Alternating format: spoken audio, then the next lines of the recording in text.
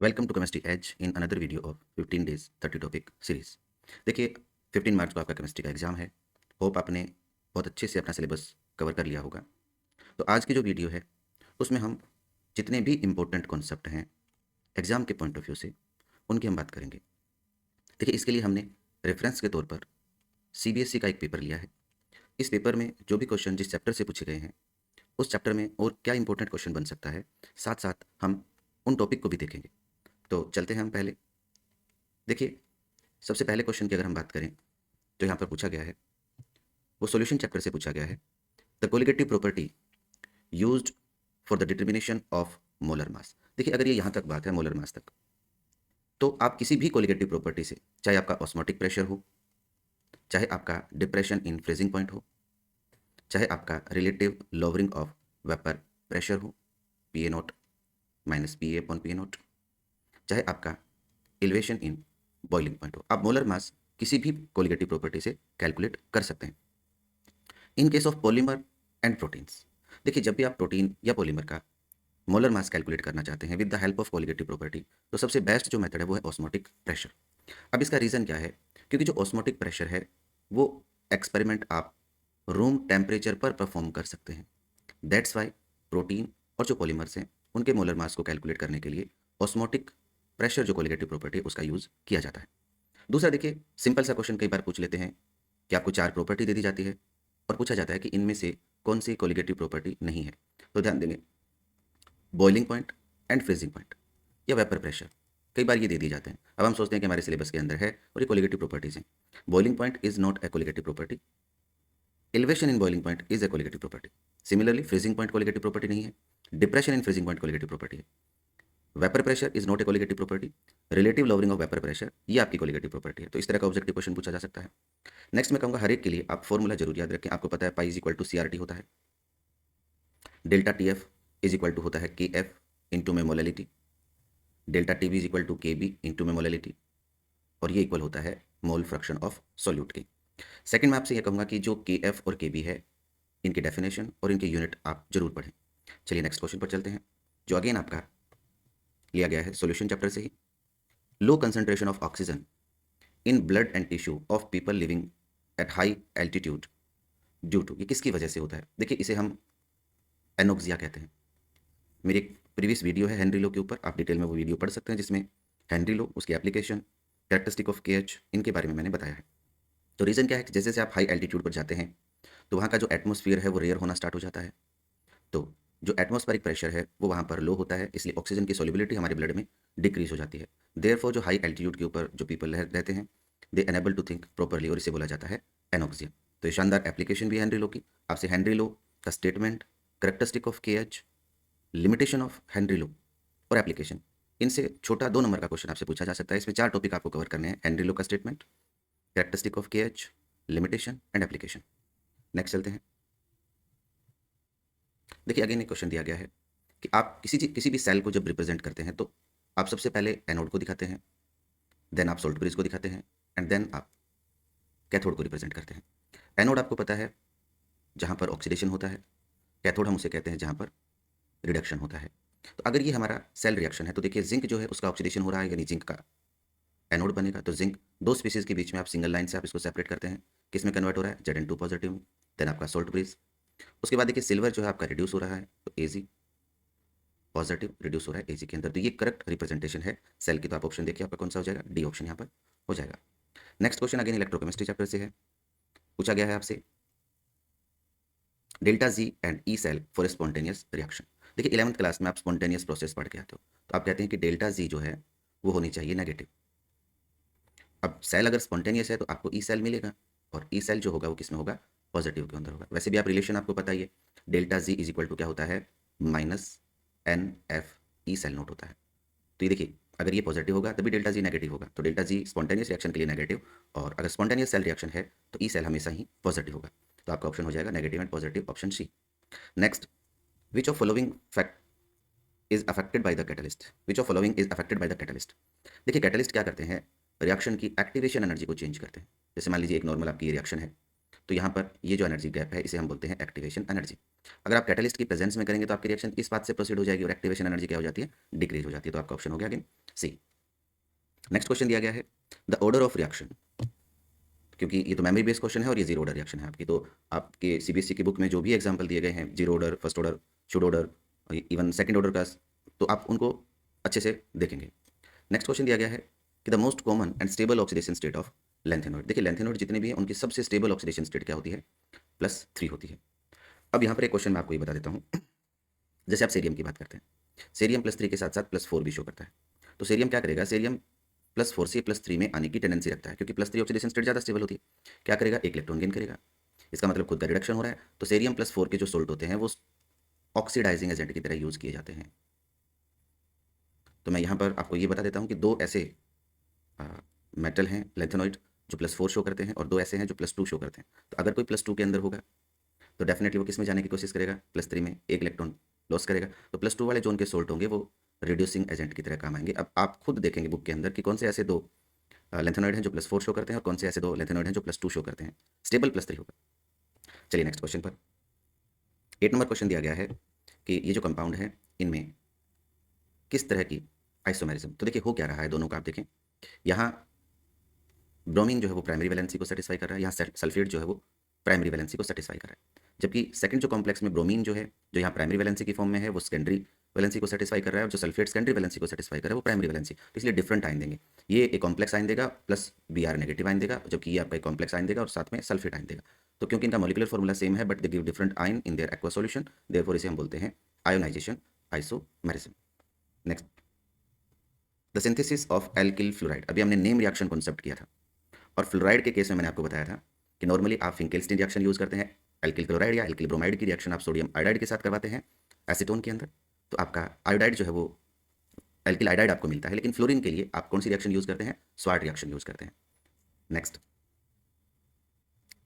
In the reaction, देखिए अगर ये इक्विमोलर रेशियो के अंदर लिए गए हैं तो इसे क्या बोला जाता है, ल्यूकास रिएजेंट बोलते हैं। और हमने ल्यूकास टेस्ट नेम रिएक्शन में किया था, अगर आपने वो वीडियो नहीं देखी है नेम रिएक्शन की तो आप वहाँ से इस टेस्ट को आप देख सकते हैं, जो कि एल्कोहल के लिए होता है, प्राइमरी एल्कोहल, सेकेंडरी एल्कोहल और सेकेंडरी एल्कोहल के लिए।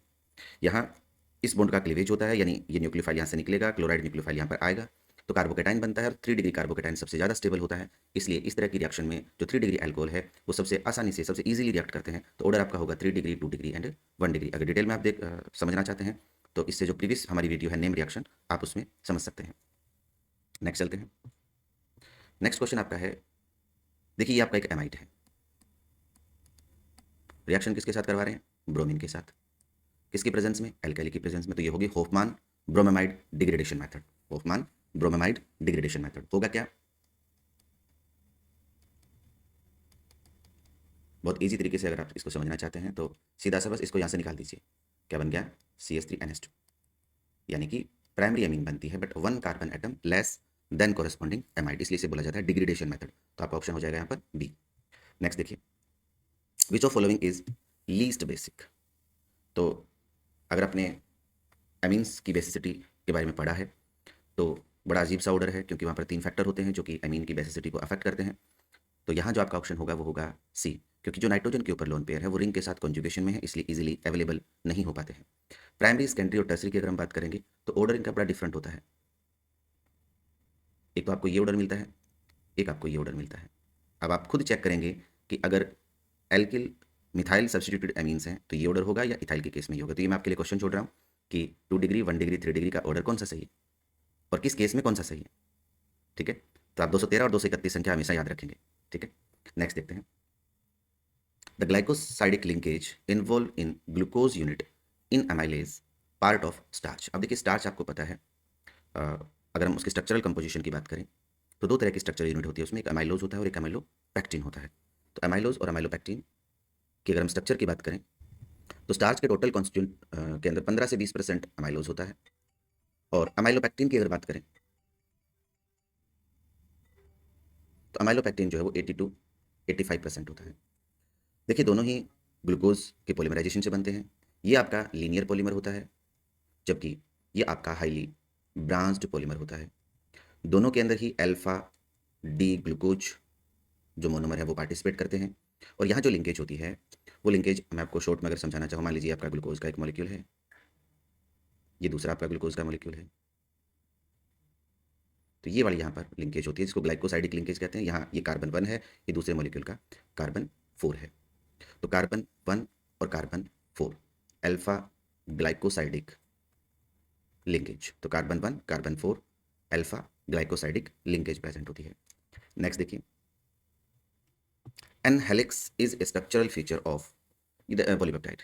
देखिए आप जब भी प्रोटीन की स्ट्रक्चर पढ़ते हैं तो प्राइमरी, सेकेंडरी, टर्सरी आप स्ट्रक्चर जब पढ़ते हैं तो प्राइमरी स्ट्रक्चर बेसिकली जो आपके अमीनो एसिड होते हैं उनके सीक्वेंस के बारे में। सेकेंडरी जब स्ट्रक्चर आप पढ़ते हैं तो वहाँ पर दो तरह के स्ट्रक्चर पढ़ते हैं, एक आप अल्फा हेलिक्स मॉडल पढ़ते हैं और दूसरा बीटा प्लेटेड सीट स्ट्रक्चर आप पढ़ते हैं। तो ये आपका पॉलीपेप्टाइड के लिए का स्ट्रक्चरल फीचर है अल्फा हेलिक्स। नेक्स्ट देखिए, असर्शन और रीजनिंग के क्वेश्चन दिए गए हैं। फर्स्ट मैं बात करता हूँ कि जो NH2 ग्रुप है, असर्शन दी गई है आपको कि NH2 group is ortho para directing. बिल्कुल सही है, ये ऑर्थो पैरा डायरेक्टिंग होता है। अभी हमने पहले भी देखा था कि जो नाइट्रोजन के ऊपर lone pair of electron present होते हैं वो रिंग के पाई सिस्टम के साथ कॉन्जुगेशन में होते हैं। एज ए रिजल्ट आप देखेंगे रेजोनेटिंग स्ट्रक्चर बना करके, तो जो आपके ऑर्थो और जो पैरा पोजिशंस हैं they acquire partially negative charge. As a result कोई भी इलेक्ट्रोफाइल ऑर्थो और पैरा पोजिशन पर आसानी से अटैक करता है, इसलिए NH2 ग्रुप जो है वो ऑर्थो पैरा डायरेक्टिंग होता है। नेक्स्ट दिया गया कि एनिलीन, रीजन जो दिया गया है, can not undergo Friedel craft reaction, कि एनिलीन जो है वो फ्रीडेल क्राफ्ट रिएक्शन में पार्टिसिपेट नहीं करता है। तो देखिए, क्योंकि जो एनिलीन होता है वहाँ नाइट्रोजन के ऊपर एक lone pair of electron present होता है, और जब भी आप फ्रीडेल क्राफ्ट रिएक्शन करवाते हैं तो वो प्रेजेंस एनहाइड्रस AlCl3 की प्रेजेंस में होता है, which is a Lewis acid. ये आपका एक लेविस एसिड है, और एमीन जो होती हैं वो आपकी लेविस बेस होती हैं। तो सब्सटीट्यूशन की बजाय ये एसिड और जो बेस हैं ये रिएक्ट करके किसकी फॉर्मेशन कर देते हैं, सोल्ट की फॉर्मेशन कर देते हैं, इसलिए एनिलीन जो है वो फ्रीडेल क्राफ्ट एसाइलेशन नहीं देता है। अब बातें दोनों ही सही हैं, बट हम अगर ये देखें कि ऑर्थो पैरा डायरेक्टिंग क्यों है, तो रीजन तो ये कि नाइट्रोजन के ऊपर जो लोन पेयर ऑफ इलेक्ट्रॉन है वो कॉन्जुगेशन में है रिंग के साथ।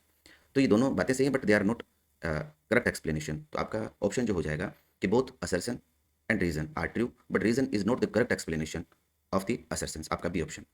नेक्स्ट हम देखते हैं,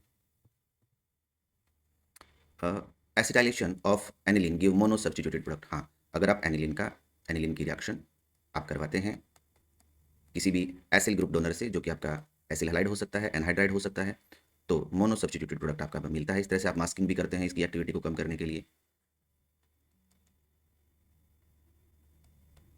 ये मैं ऑप्शन यहाँ लगा देता हूँ। तो देखिए मोनो सब्स्टिट्यूटेड प्रोडक्ट बनता है, बिल्कुल सही है।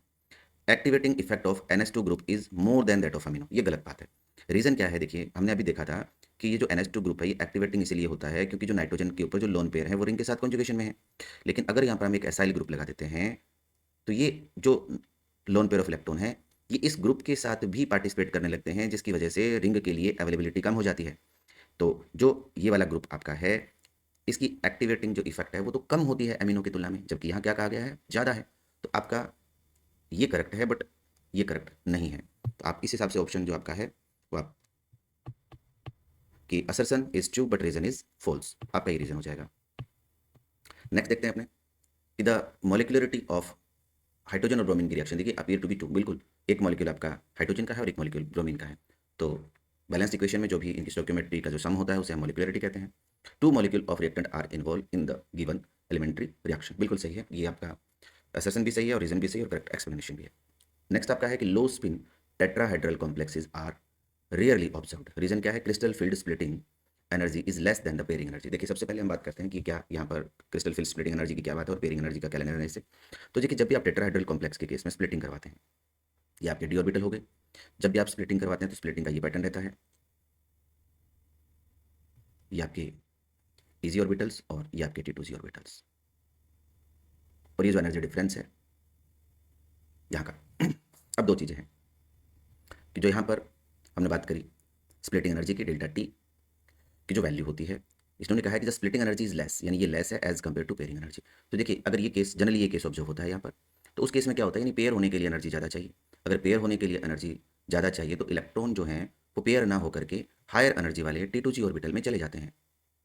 That's why low spin tetrahedral complexes जो आपको रेयरली ऑब्जर्व्ड होते हैं। तो असर्शन भी सही है और रीजन भी सही है और करेक्ट एक्सप्लेनेशन भी है। नेक्स्ट क्वेश्चन पर चलते हैं। देखिए नेक्स्ट क्वेश्चन दिया गया है व्हाट इज हेनरी लो। तो ये मैं आपको पहले ही बता चुका हूँ, इसके लिए आप हेनरी लो पर एक हमारी पर्टिकुलर वीडियो बनी हुई है, आप उस वीडियो को देख सकते हैं। नेक्स्ट आपका एक न्यूमेरिकल प्रॉब्लम दी गई है, क्वेश्चन दिया गया है कि on diluting on diluting two electrolyte A and B, कि आप ए और बी दो इलेक्ट्रोलाइट हैं जिनको डाइल्यूट कर रहे हैं, तो जो molar conductance of A increases 25 time while B increases only 1.5 time. देखिए आपने जब कोलराउस लॉ पढ़ा था तो उससे पहले आपने पढ़ा था factor affecting the conductance by dilution. तो आपने दो ग्राफ प्लॉट किए थे, एक ग्राफ कुछ आपका इस तरह से था, एक ग्राफ कुछ आपका इस तरह से था। तो होता क्या है कि यहाँ पर जब आप डाइल्यूशन करते हैं तो किसकी वैल्यू इंक्रीज होती है, अल्फा की वैल्यू इंक्रीज होती है। अल्फा आपका क्या है, डिग्री ऑफ डिसोसिएशन है। सेकंड क्या होता है, जो पॉजिटिव और नेगेटिव आयंस हैं उनके बीच में डिस्टेंस इंक्रीज होती है, जिसकी वजह से इनके बीच का फोर्स ऑफ अट्रैक्शन डिक्रीज होता है और फ्रीली जो आयंस हैं वो ऑपोजिटिवली चार्ज इलेक्ट्रोड की तरफ मूव करते हैं। अब जो आपका स्ट्रॉन्ग इलेक्ट्रोलाइट होता है वो तो ऑलमोस्ट 100% डिसोसिएट होता है किसी भी कंसंट्रेशन पर। तो अगर आप डाइल्यूशन को इंक्रीज करेंगे तो अल्फा की वैल्यू ना के बराबर इंक्रीज होगी, जबकि जो वीक इलेक्ट्रोलाइट हैं आपके उनके अल्फा की वैल्यू डाइल्यूशन इंक्रीज करने से बहुत ज़्यादा इंक्रीज होती है। अगर ये इंक्रीज होगी तो नंबर ऑफ आयन इंक्रीज होंगे, नंबर ऑफ आयन इंक्रीज हो गए, साथ में पॉजिटिव और नेगेटिव आयन के बीच की डिस्टेंस इंक्रीज होगी। तो इसलिए सबसे ज़्यादा जो इफेक्ट पड़ता है वो वीक इलेक्ट्रोलाइट के केस में पड़ता है, डाइल्यूशन का इफेक्ट। स्ट्रॉन्ग के केस में इफेक्ट पड़ता है बट कम पड़ता है। सिर्फ एक फैक्टर है कि भाई जो ऑपोजिटली चार्ज आयन है वो एक दूसरे के ऊपर कोई इफेक्ट नहीं डालेंगे। तो यहाँ ए की इंक्रीज जो हो रहा है वो 25 टाइम इंक्रीज हो रहा है। इसका मतलब ए जो है आपका ये तो वीक इलेक्ट्रोलाइट है और जो बी है ये आपका स्ट्रॉन्ग इलेक्ट्रोलाइट है। तो यहाँ से आप कोलराउस लो उसकी स्टेटमेंट और एक एग्जाम्पल जरूर पढ़ेंगे।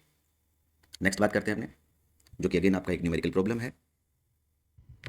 The electrical resistance of A column of ये 0.05 मोल पर litre NaOH solution of diameter 1 centimetre and length 50 centimetre is 5.55 into 10⁻³ ओम, यानी आर की वैल्यू आपको दी गई, रेजिस्टेंस दिया गया कितना 5.55 इंटू 10⁻³ ओम।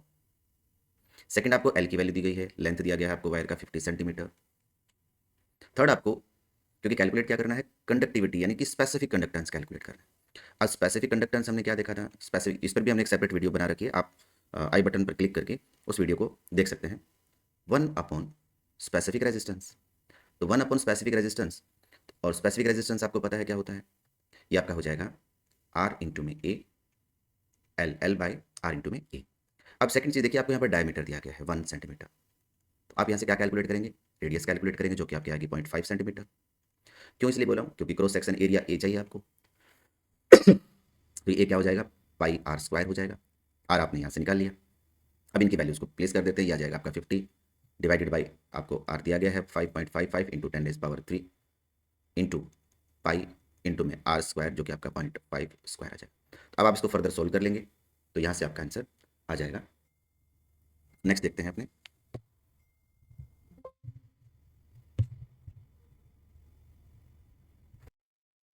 देखिए नेक्स्ट जो प्रॉब्लम ली गई है वो डी ब्लॉक से ली गई है, जहाँ पर आपको रिएक्शन को सोल्व करना है। सबसे पहले हम समझते हैं कि रिएक्शन क्या है। देखिए KMnO4 जो है वो एक ऑक्सीडाइजिंग एजेंट है जो नाइट्राइट को ऑक्सीडाइज करेगा नाइट्रेट में और खुद रिड्यूस हो जाएगा Mn2 पॉजिटिव सोल्ट के अंदर। सेकंड आप देखिए कंडीशन जो दी गई है आपको, वो कंडीशन दी गई है एसिडिक। तो अब आप इन रिएक्शंस को कैसे सोल्व करते हैं, देखिए पहले आप दोनों हाफ रिएक्शन को आप अलग अलग करते हैं। फर्स्ट आपकी रिएक्शन है MnO4 नेगेटिव, ये कन्वर्ट होता है Mn2 पॉजिटिव सोल्ट के अंदर। सेकंड आपकी रिएक्शन बनी नाइट्राइट जो है ऑक्सीडाइज होगा नाइट्रेट में। तो जब भी आप इन रिएक्शन को सोल्व करते हैं तो सबसे पहले हाइड्रोजन और ऑक्सीजन को छोड़ करके बाकी जो भी एलिमेंट है उसको नॉर्मल मेथड से आप बैलेंस करते हैं। Mn ऑलरेडी आपका बैलेंस है, नाइट्रोजन और नाइट्रोजन ऑलरेडी बैलेंस है। 2 नंबर स्टेप में आप ऑक्सीजन को बैलेंस करते हैं by the adding of water molecule. इस साइड में आपके ऑक्सीजन 4 नहीं है इसलिए हमने 4 वाटर मॉलिक्यूल ऐड कर दिए।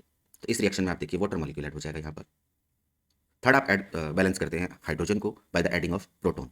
तो देखिए इधर आपके हाइड्रोजन है ही नहीं, इधर 8 हाइड्रोजन है तो इधर आप 8 H पॉजिटिव ऐड कर देते हैं।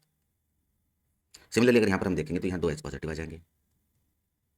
अब आपके एलिमेंट सारे बैलेंस हो चुके हैं, सिर्फ हमें चार्ज को बैलेंस करना है। अगर चार्ज को बैलेंस करें तो यहाँ पर आप टोटल चार्ज देखेंगे 8 पॉजिटिव और 1 नेगेटिव, दैट मीन 7 पॉजिटिव है, और इधर आपका 2 पॉजिटिव चार्ज है। तो बैलेंस करने के लिए आप सिर्फ इलेक्ट्रॉन ऐड करते हैं, तो आप इस साइड में 5 इलेक्ट्रॉन ऐड कर देंगे। और यहाँ अगर हम देखें तो इधर आपका 2 पॉजिटिव और 1 नेगेटिव यानी 1 पॉजिटिव बचता है और इधर एक आपका नेगेटिव बचता है, तो इधर आप 2 इलेक्ट्रॉन ऐड कर देंगे।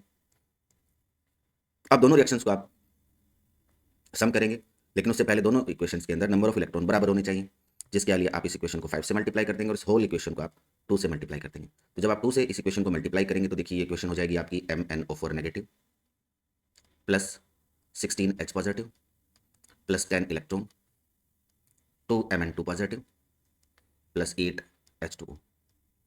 सेकेंड इक्वेशन को आप 5 से मल्टीप्लाई करेंगे तो इक्वेशन होगी 5 NO2 negative plus 5 H2O, 5 NO3 negative plus 10 H positive plus 10 electron. अब दोनों इक्वेशंस को आप ऐड कर दीजिए। 10 इलेक्ट्रॉन कैंसिल आउट हो जाएंगे। इधर आपके 5 वाटर मॉलिक्यूल हैं, इधर 10 है तो इधर 3 वाटर मॉलिक्यूल बच गए। इधर आपके 10 H पॉजिटिव हैं, इधर 16 H पॉजिटिव है तो यहाँ 6 H पॉजिटिव बच जाएंगे। और जो भी स्पीसीज बच गई उनको आप लिख देंगे 2 MnO4 negative plus 6 H positive plus 5 NO2 negative from 2 Mn2 positive plus 5 NO3 negative plus 3 H2। इस तरह से आप एक कंप्लीट बैलेंस्ड इक्वेशन आप लिख सकते हैं। नेक्स्ट अगर हम देखें तो सेकंड इक्वेशन आप देखिए, यहाँ पर डाइक्रोमेट आयन है जो कि एसिडिक मीडियम में क्रोमियम 3 पॉजिटिव में कन्वर्ट होता है। और आप इसी इक्वेशन को सेम उसी मेथड से सोल्व कर लेंगे। पहले आप क्रोमियम को बैलेंस करेंगे, फिर आप ऑक्सीजन को बैलेंस करेंगे वाटर मॉलिक्यूल को ऐड करके, फिर आप हाइड्रोजन को बैलेंस करेंगे प्रोटॉन ऐड करके, और फाइनली आप चार्ज बैलेंस करेंगे। तो नेक्स्ट 22 नंबर प्रॉब्लम देखते हैं। ये सबसे पहले पीसीएफ जो कि आपको पता है एक हैलोजन डोनर है, OH यहाँ से रिप्लेस हो जाएगा तो आपका जो प्रोडक्ट ए है ये बनेगा CH3 CHCl एंड CH3 यानी 2 क्लोरोप्रोपेन बनेगा। अगेन रिएक्शन करवाई गई है AgCN के साथ। देखिए ये बहुत ही इंटरेस्टिंग है। आप फर्स्ट चैप्टर पढ़ते हैं तो जब आप AgCN के साथ रिएक्शन करवाते हैं तो आप नाइट्राइल ग्रुप को रिप्लेस करते हैं। अगर यहाँ पर KCN होता तो यहाँ CN आप रिप्लेस करते। सेम एक AgNO2 है और एक आपका KNO2 है। यहाँ आप NO2 ऐड करते हैं और इस केस में आप ONO ऐड करते हैं। तो ये आप ध्यान रखेंगे, चैप्टर फर्स्ट में दिया गया है। तो यहाँ से आपका जो प्रोडक्ट बन जाएगा CH3 CH3 और यहाँ आ जाएगा NC यानी कि नाइट्राइल कंपाउंड बनेगा। नेक्स्ट सेक्शन क्या दी गई है, KOH के साथ रिएक्शन है। अब KOH के साथ जब भी रिएक्शन हो ये कंडीशन जरूर देखें। आपको कंडीशन क्या मिल रही है, यहाँ पर एल्कोहलिक कंडीशन मिल रही है तो रिएक्शन एलिमिनेशन होगा, एलिमिनेशन रिएक्शन होगी यहाँ पर। अगर यही KOH आपको एक्वस दिया होता तो न्यूक्लियोफिलिक सब्स्टिट्यूशन रिएक्शन होती। तो यहाँ जो हैलोजन और यहाँ से हाइड्रोजन का एलिमिनेशन होगा, इसलिए इसे बोलते हैं डिहाइड्रो हैलोजिनेशन। और डिहाइड्रो हैलोजिनेशन होने से आपकी एल्कीन की फॉर्मेशन होती है, ये आपकी एल्कीन बन जाएगी। अगेन आपको एडिशन करवाना है HBr के साथ। HBr के साथ भी बड़ी इंटरेस्टिंग चीज़ है कि जब यहाँ पर ऑक्साइड अगर लिखा होता तो आप AMK यानी एंटी मार्कोनिकोव एडिशन करवाते। अब HBr नहीं लिखा गया है तो आप अकॉर्डिंग टू मार्कोनिकोव एडिशन करवाएंगे। और मार्कोनिकोव एडिशन के अंदर आपको पता है हाइड्रोजन आप वहाँ जोड़ते हैं जहाँ पर हाइड्रोजन पहले से ज़्यादा है, तो आपका प्रोडक्ट बन जाएगा CH3 और Br यानी 2 ब्रोमो प्रोपेन आपका प्रोडक्ट बनेगा। ये आपका प्रोडक्ट ए हो गया और ये आपका प्रोडक्ट बी हो जाता है। तो नेक्स्ट क्वेश्चन पर चलते हैं। देखिए नेक्स्ट क्वेश्चन दिया गया है कि account for the following, phenol is stronger acid than alcohol. अब यहाँ पर आप दो रीजन देते हैं। देखिए फर्स्ट रीजन आप क्या देते हैं, आप देखिए फिनोल आपका ये है,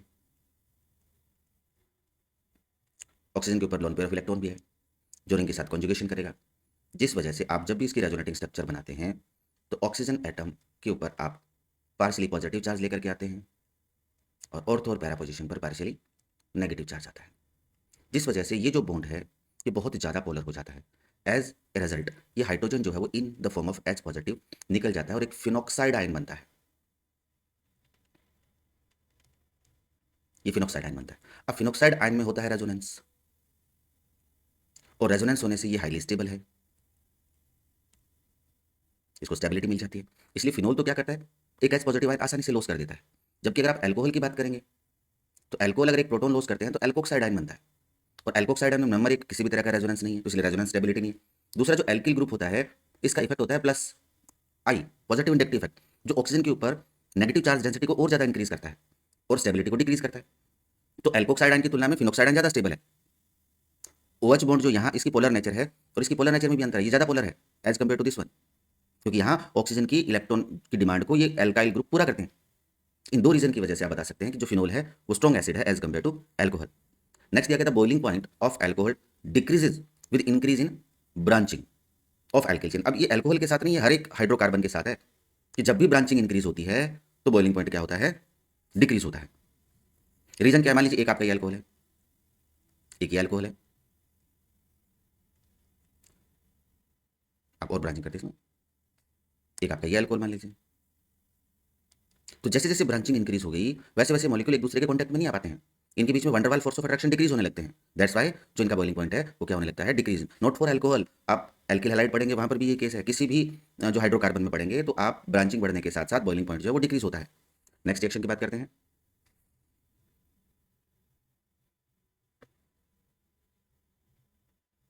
देखिए आपसे मैकेनिज्म पूछी गई है इस रिएक्शन के लिए, एक या दो मैकेनिज्म ही आपके रिएक्शन के सिलेबस में है, आप उन मैकेनिज्म को अच्छे से पढ़ें।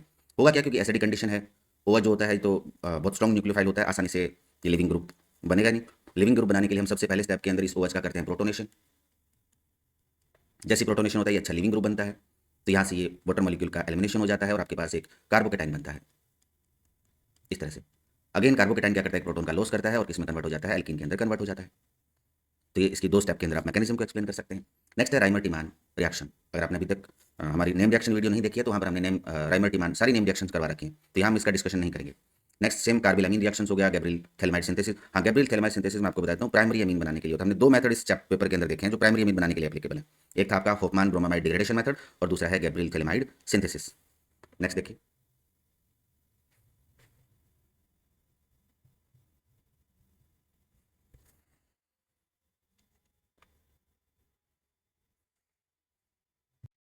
यहाँ आपसे उन रिएक्शंस के बारे में पूछा गया है जिनसे ये पता चलता है कि जो डी ग्लूकोज है उसमें स्ट्रेट चेन स्ट्रक्चर है, यानी ओपन चेन स्ट्रक्चर के बारे में।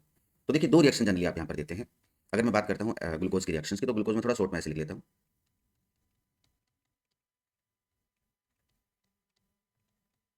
फर्स्ट रिएक्शन आप इसका रिडक्शन करवाते हैं सोडियम अमालगम की प्रेजेंस में, तो आपको जो प्रोडक्ट बनता है ये जो एल्डिहाइड ग्रुप है ये आपका अल्कोहल में बदल जाता है और बनता है सॉर्बिटॉल। सेकंड रिएक्शन अगर आप ग्लूकोज की HI के साथ करवाते हैं in the presence of red phosphorus, तो एन हेक्सेन बनता है। और ये दोनों ही रिएक्शंस आपको सजेस्ट करती हैं कि जो डी ग्लूकोज है उसमें स्ट्रेट चेन स्ट्रक्चर होती है। Next, what linkage is responsible for the formation of protein. देखिए प्रोटीन जो होते हैं वो आपको पता है अमीनो एसिड के पॉलीमर होते हैं। एक टिपिकल अगर अमीनो एसिड को देखें तो उसमें एक अमीनो ग्रुप होता है, एक कार्बोक्सिलिक ग्रुप होता है। तो दूसरा जो अमीनो एसिड है उसके अमीनो और इस ग्रुप के बीच में एक पेप्टाइड बॉन्ड की फॉर्मेशन होती है इस तरह से। ये आपका इधर अमीनो एसिड का बाकी पार्ट और इधर दूसरा अमीनो एसिड। तो ये जो बॉन्ड है ये रिस्पॉन्सिबल है किसके लिए, फॉर्मेशन ऑफ प्रोटीन्स के लिए, यानी पेप्टाइड जो कि कोवलेंट बॉन्ड है पेप्टाइड। नेक्स्ट बात करते हैं कि the difference between ideal and non ideal solution. देखिए आइडियल सॉल्यूशन किसे कहते हैं, आप उन सॉल्यूशन को आइडियल सॉल्यूशन कहते हैं जो राउल्स लॉ को ओबे करते हैं at the entire range of concentration and temperature. हालांकि कोई सॉल्यूशन आइडियल नहीं होता है, बट एक कंसंट्रेशन और टेम्परेचर रेंज में कुछ सॉल्यूशन नियर बाई बिहेवियर करते हैं, इसलिए हम उनको आइडियल सॉल्यूशन बोलते हैं। तो पहले आपका डिफरेंस ये हो गया कि राउल्स लॉ को ओबे करते हैं और राउल्स लॉ को ओबे नहीं करते हैं। सेकंड आप ये कह सकते हैं कि आइडियल सॉल्यूशंस के लिए जो P A is equal to आपका P A nought X A होता है and similarly P B is equal to P B nought X B होता है, जबकि आप P A nought equal to P A nought X A for non ideal solution. इसी तरह से अगर आप इनको मिक्स करते हैं तो जो डेल्टा वी मिक्सिंग है वो अगर जीरो है तो वो आइडियल केस है, और अगर delta V mixing is not equal to zero तो वो नॉन आइडियल केस है। सिमिलरली आप एंथैल्पी के लिए भी बोलते हैं कि इनकी मिक्सिंग की जो एंथैल्पी होती है वो जीरो होती है, जबकि इनके लिए मिक्सिंग की जो एंथैल्पी है वो जीरो नहीं होती है। यहाँ अगर हम बात करते हैं आइडियल के केस में जो सॉल्वेंट सॉल्वेंट का जो अट्रैक्शन है वो near by solute solute particle के इंट्रैक्शन के बराबर ऑलमोस्ट इक्वल होता है सॉल्वेंट और सोल्यूट का इंट्रैक्शन, जबकि ये जो इंट्रैक्शंस हैं ये यहाँ पर इक्वल नहीं होते हैं। और उसी बेसिस पर जो नॉन आइडियल सॉल्यूशन है वो दो तरह के होते हैं, solution having positive deviation, solution having negative deviation. तो इस तरह से आप दोनों के बीच में डिफरेंस कर सकते हैं। नेक्स्ट अगेन आपका न्यूमेरिकल एक प्रॉब्लम दी गई है, क्या दिया गया है, 30 gram of urea dissolved in 846 gram of water, calculate the vapour pressure of water for this solution if vapour pressure of pure water at pure water का आपका इतना दिया गया है। तो ये यूरिया तो आपका नॉन वोलेटाइल सोल्यूट है, तो आपका फॉर्मूला क्या है कि P A note minus P A upon P A nought equal to X B. P A nought आप वाटर के जो प्योर वाटर है उसका vapour pressure, P A nought आपके सोल्यूशन का वेपर प्रेशर हो जाएगा, एक्स भी आपका मोल फ्रैक्शन ऑफ सोल्यूट हो जाएगा। तो सोल्यूट की अमाउंट दी गई 30 ग्राम, तो पहले आप इसके मोल कैलकुलेट कर लेंगे यूरिया के, तो यूरिया के मोल आगे 30 डिवाइडेड बाई 60 यानी 0.5। सिमिलरली आप वाटर के मोल कैलकुलेट कर लेंगे, तो वाटर के मोल आ जाएंगे 846 डिवाइडेड बाई 18, तो आप इसको कैलकुलेट कर लेंगे और इस तरह से आप मोल फ्रैक्शन आप निकालेंगे, एक के मोल आगे दूसरे के मोल आगे। तो ये आपका फॉर्मूला सीधा सा पी ए नोट आपको दिया गया है, पी आपको कैलकुलेट करना है, डिवाइडेड पी ए नोट आपको गिवन है, इज इक्वल टू मोल किसके, यूरिया के, डिवाइडेड बाई टोटल मोल यानी वाटर के मोल प्लस यूरिया के मोल। तो इस तरह से आप इसको सोल्व कर सकते हैं प्रॉब्लम को, ज़्यादा टफ प्रॉब्लम नहीं है। तो यहाँ मैं एक चीज़ बता दूँ, देखिए आपके 2 चैप्टर ऐसे हैं जिनसे बड़ा आसान न्यूमेरिकल प्रॉब्लम पूछी जाती है। अगर मैं सॉल्यूशन चैप्टर की बात करूँ, बहुत छोटी सी प्रॉब्लम आपसे पूछी जाती है, चाहे वो आपसे मोलैरिटी के ऊपर या फिर वेपर प्रेशर के ऊपर। इसी तरह से इलेक्ट्रोकेमिस्ट्री चैप्टर के अंदर भी जो अभी हमने एक थोड़ी देर पहले प्रॉब्लम देखी थी कंडक्टिविटी से रिलेटेड, उस तरह की छोटी प्रॉब्लम पूछी जाती है, या फिर केमिकल काइनेटिक्स चैप्टर से जनरली हाफ लाइफ टाइम के ऊपर प्रॉब्लम पूछी जाती है। तो नेक्स्ट हम प्रॉब्लम पर चलते हैं, जो कि आपका है methyl chloride is treated with NaI यानी sodium iodide in the presence of acetone. ये वुड्स रिएक्शन आपकी है। अब वुड्स रिएक्शन अकेले नहीं पढ़नी है, वुड्स फिटिंग भी पढ़नी है साथ में और फिटिंग रिएक्शन भी पढ़नी है, तो इसलिए आप नेम रिएक्शन वाला वीडियो देखिए। 2,4,6 ट्राइनाइट्रोबेंजीन इज सब्जेक्टेड टू हाइड्रोलाइसिस। तो इसका हाइड्रोलाइसिस करवा देंगे, कोई दिक्कत नहीं है। ये आपका हो गया 2 पर आप लगा देंगे नाइट्रो, देन 4 पर नाइट्रो और 6 पर आप नाइट्रो ग्रुप लगा देंगे। क्या है साथ में? क्लोरोबेंजीन है, Cl है। और जब इसका हाइड्रोलाइसिस करवा देंगे तो यहाँ पर आपका OH आ जाएगा और बाकी जगह पर आपको NO2 आएगा। ये तो पिक्रिक एसिड बन गया है। तो इसी को आप क्या कहते हैं? पिक्रिक एसिड कहते हैं, जो बहुत स्ट्रॉन्ग एसिड है। नेक्स्ट आपका है n butyl chloride is treated with alcoholic KOH। अभी मैं बता के आया था, एक्वस KOH हो तो सब्स्टिट्यूशन, एल्कोहलिक KOH हो तो एलिमिनेशन। तो एन ब्यूटाइल क्लोराइड आपका ये हो जाएगा CH3 CH2 CH2 CH2Cl। आपने करवाया KOH के साथ, एल्कोहलिक, एलिमिनेशन रिएक्शन हो जाएगी, CH3 CH2 CH double bond CH2 alkene बन जाएगी। Next, how will you convert phenol to picric acid? Concentrate HNO3 और H2SO4 के साथ रिएक्शन करवाइए। प्रोपेनॉन टू 2 मिथाइल प्रोपेन 2 ओल। देखिए ये आपको कन्वर्ट करना है, तो इसमें एक स्टेप भी हो सकता है, एक से ज़्यादा स्टेप भी हो सकते हैं। फिनोल टू एनिसोल, देखिए फिनोल टू एनिसोल के लिए आप विलियमसन मेथड काम में ले सकते हैं, विलियमसन सिंथेसिस। डिटेल में मैंने इसके ऊपर एक वीडियो बनाई है, आप उस वीडियो को देखें। प्रोपीन टू प्रोपेन 1 ओल, देखिए 1 के ऊपर आपको ओल लगाना है। प्रोपीन टू, तो यहाँ पर हाइड्रोबोरेशन ऑक्सीडेशन HBO रिएक्शन जिसको कहते हैं, आप पहले आप B2H6 के साथ रिएक्शन करवाते हैं और B2H6 के साथ रिएक्शन करवा के ट्राई एल्किल बोरेन बनाते हैं। ट्राई एल्किल बोरेन का फर्दर आप H2O2 यानी hydrogen peroxide, alkaline hydrogen peroxide के साथ ऑक्सीडेशन करवाते हैं, तब आपका एंटी मर्कोनिकोव के अकॉर्डिंग एडिशन होता है और 1 ओल आपका बनेगा वहाँ पर। तो ये HBO hydroboration oxidation reaction alcohol chapter में आप उसे देखेंगे आराम से। नेक्स्ट देखते हैं। नेक्स्ट क्वेश्चन दिया गया कि carboxylic group in benzoic acid is Meta directing. क्यों है भी मेटा डायरेक्टिंग? देखिए सबसे पहले हम बेंजीनिंग पर ही कार्बोक्सिलिक ग्रुप लगाते हैं। ये आपका कार्बोक्सिलिक ग्रुप हो गया। कार्बन से ज़्यादा इलेक्ट्रोनेगेटिविटी ऑक्सीजन की है, बॉन्ड की इलेक्ट्रॉन को आप ऑक्सीजन पर लेके जाएंगे, ये यहाँ आएंगे, तो ये तो आपका हो गया -R इफेक्ट इस ग्रुप का। -R इफेक्ट होते ही जब आप रेजोनेंस हाइब्रिड बनाएंगे यहाँ पर,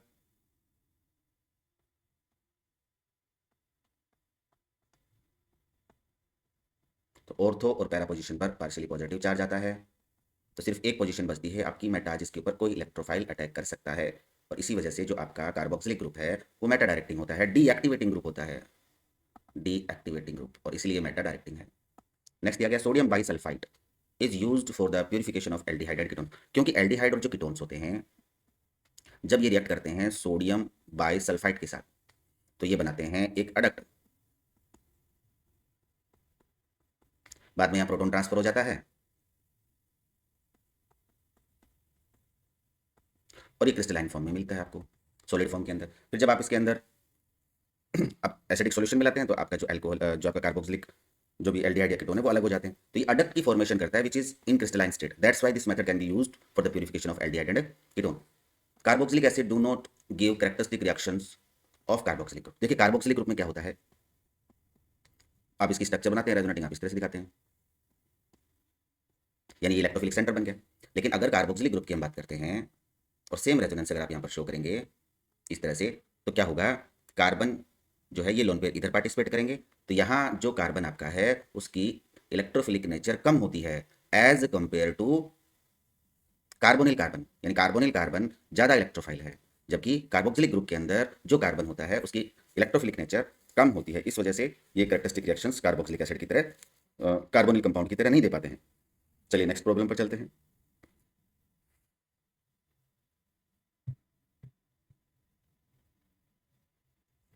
देखिए क्या दिया गया है कि आपका कोई ऑर्गेनिक कंपाउंड ए है having molecular formula this one, on treating with copper at 573 kelvin give B does not reduce Fehling. अब देखिए फेलिंग सॉल्यूशन को रिड्यूस करता तो एल्डिहाइड होता है, अब ये नहीं कर रहा है तो प्रोबेबली ये कीटोन है, but give yellow precipitate of compound C with iodine and NaOH, यानी सोडियम हाइपोहैलाइड के साथ NaOI बनता है यहाँ से, और ये रिएक्शन आपकी कौन सी होगी, हेलोफॉर्म रिएक्शन होगी, और हेलोफॉर्म रिएक्शन कौन देते हैं, ये वाले कंपाउंड देते हैं।